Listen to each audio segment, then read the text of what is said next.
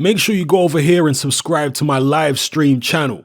I'll be live streaming on a regular basis from December 19th, 2018, this year, in a couple of weeks' time. And there will be content on here which you will not find on my main channel. So all of you guys, make sure if you want to be up on my live streams that you subscribe to this channel right here. It's called Hatman Boxing Live, The Objective Perspective. Go over and subscribe now, then enjoy the rest of this video. Vasyl Lomachenko adds the WBO World Lightweight title to his collection to sit alongside his WBA Super version with a 12-round unanimous decision over Jose Pedraza. Now, this was actually the first time that Lomachenko has been taking the distance in 4 years. Everybody since 2014 has been stopped by Lomachenko. So for Pedraza to last the distance was no mean feat. Let's talk about how he did it. Now, there's absolutely no question that Pedraza lost this fight. It wasn't close in any way, but he did make himself a pretty awkward target, particularly in the first half of the fight. And how he did it was by utilizing his height and reach pretty effectively. And I also think the switch hitting from Pedraza was a plus for him. You see, some fighters switch hit out of desperation rather than to bamboozle the opponent in any effective manner. It's kind of like, I'm getting beaten up as a southpaw, or I'm getting beaten up as an orthodox. Let me switch hit and see if it can buy me some respite. But Pedraza wasn't really using it like that so much. He was using it genuinely to bamboozle his opponent, and he seemed as though he was in full control whenever he wanted to switch hit. So Pedraza was using his height and reach advantage effectively, giving himself distance, not allowing Lomachenko to be right on top of him and overwhelm him, switch hitting to give Lomachenko different looks and make himself a more awkward target. And as I say, for the first half of the fight, Pedraza was doing a pretty good job. The one area though, and this is a crucial area, where Pedraza was falling short was in his punch accuracy, because he was throwing plenty of shots, and he, from a tactical point of view, he was doing quite well, making it awkward for Lomachenko, keeping him at range, but he just wasn't landing a lot of clean punches.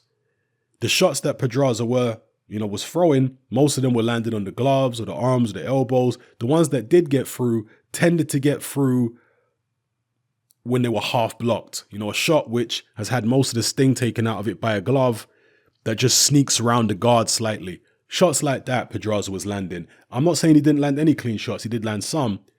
But to my eye anyway, Lomachenko, even in the rounds where he appeared to be relatively low volume compared to his usual self, the quality was still with him. It was still with Lomachenko. Whenever he would get close enough, whenever he would get past those long arms of Pedraza and get into punching range, he was landing the more memorable shots to me. But be that as it may, Pedraza did a good job of preventing Lomachenko from overwhelming him. We can at least say that about him. The only time when Pedraza was overwhelmed was in the 11th round, and he suffered 2 knockdowns in the 11th. But other than that, this is the first time I've seen a guy successfully prevent themselves from being overwhelmed by Vasyl Lomachenko. And that's pretty impressive.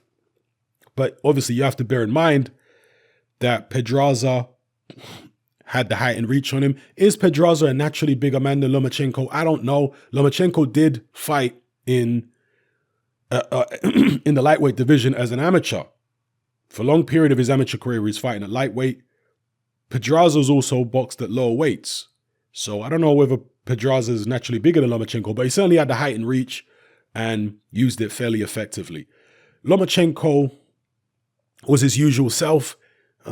Very good head movement, and and that's obviously the area where Pedraza was struggling, okay? Because I said Pedraza wasn't the most accurate puncher in this fight, and Lomachenko's head movement, his foot movement, and also his ability to block punches all came into play in preventing Pedraza from being particularly accurate. Yeah, Lomachenko, very, very good head movement, blocking punches, slipping punches, moving in and out of range when need be. And that was on display here against Pedraza. The usual. You see, Lomachenko's so good that we've got to the point where we kind of take what he does for granted. because he's so good. We're more looking at what the opponent can do. It was the same with the Linares fight, because we're not expecting these fights to be particularly competitive. So when we do watch someone who has any kind of success against Lomachenko, we're like, wow, this guy had success and blah, blah, blah. But realistically, this was a relatively routine fight for Vasyl Lomachenko, as was the Linares fight. Other than the knockdown, it was a routine fight for Lomachenko. Yeah. Linares did his thing early in the fight, but if you look back at that in retrospect, you realize that Lomachenko was never in any serious difficulty there other than that knockdown. And I actually think Pedraza did a better job than Linares. Not just the fact that he went the distance, but I think he did a better job giving Lomachenko different looks and just being generally more awkward. I'm sure the judges' scorecards will disagree, but I'm just giving you my assessment, looking at it objectively from a technical point of view. To me, Pedraza looked more comfortable. Other than the 11th round and maybe the 12th, he looked more comfortable in there than Linares did. Throughout the whole course of 10 rounds, Linares was stopped in the 10th from memory.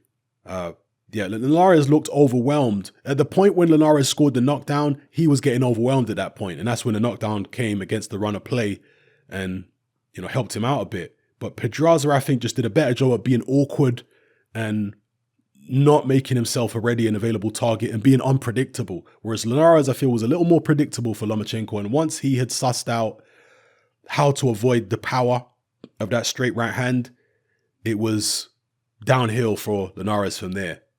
So, yeah, anyway, good performance by Vasyl Lomachenko.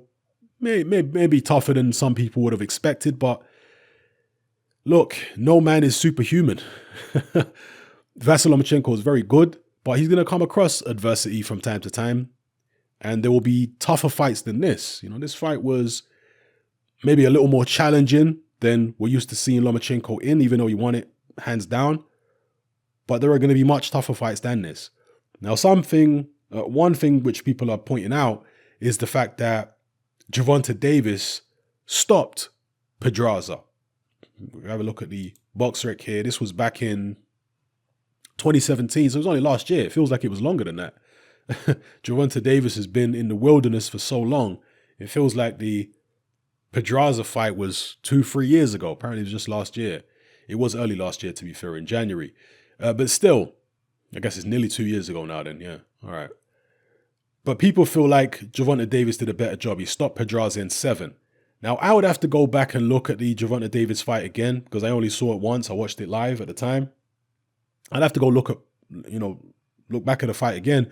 But from a technical point of view and from a tactical point of view, I was more impressed with what Pedraza did in the Lomachenko fight. In the Gervonta Davis fight, I can't remember him doing anything that really impressed me or, his awkwardness wasn't particularly impressive or anything like that. So I'm not sure whether it was the fact that Gervonta Davis was just really good or whether Pedraza didn't box as well against Davis as he did against Lomachenko. I'm not sure. I'd have to go back and look at the fight.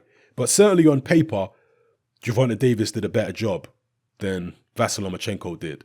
Yeah, on paper. And Vasyl Lomachenko is not a puncher.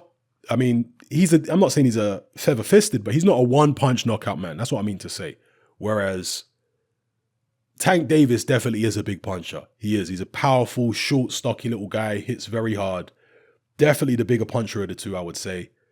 And this is going to increase the calls for a Gervonta Davis-Vasyl Lomachenko fight. The fact that they fought a common opponent here and Gervonta Davis did a better job, ostensibly, on that common opponent.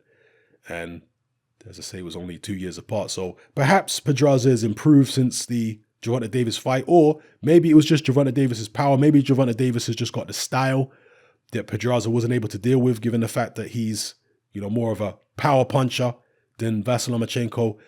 Give me your thoughts and opinions on that in the comment section below and let me know how you feel. Gervonta Davis only fought once in 2018. He's obviously not going to fight again this year, as far as I'm aware. Unless they got something very something under wraps, up their sleeve, which I'm not aware of. But yeah, we'd like to see Gervonta Davis more active because he's had this issue with his promoter, Floyd Mayweather. It seems very personal. It's very unfortunate because he's a talent. Whether you like him or loathe him, Gervonta Davis is definitely a talent. So anyway, let me know what you think of Vasyl Lomachenko's performance against Pedraza. Who would you like to see him in against next? Is it realistic to still be talking about Mikey Garcia versus Lomachenko, given the fact that Mikey Garcia is having his next fight at welterweight against Errol Spence? Is that realistic? Can Mikey Garcia really move back down from 147 pounds to start fighting at 135 again? Would it be healthy for him to do that? I guess it depends on the outcome of the Errol Spence fight. He's so small though, Mikey Garcia at the weight. Is he really going to, if he manages to go up there and let's say outboxes Errol Spence, is he going to hang around and try to fight the likes of Furman and all these kind of people? Or is he going to go back down maybe to 140, I don't know. It's interesting anyway. Other videos can be made about that. But for now, let me know what you think about Lomachenko's performance here. Drop it all below. It's happening about. Join me on Patreon. I upload a minimum of 2 podcasts every single week, covering a wide variety of controversial topics, as well as live stream Q&A sessions.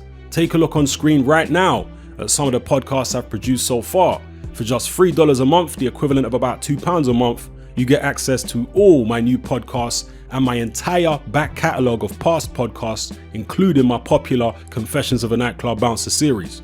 You can listen on your computer or on your smartphone or tablet by downloading the Patreon app from the Google Play Store or the App Store for free. The Patreon app also allows you to download each podcast in MP3. For less than the price of a cup of coffee, you get access to dozens of hours of exclusive content.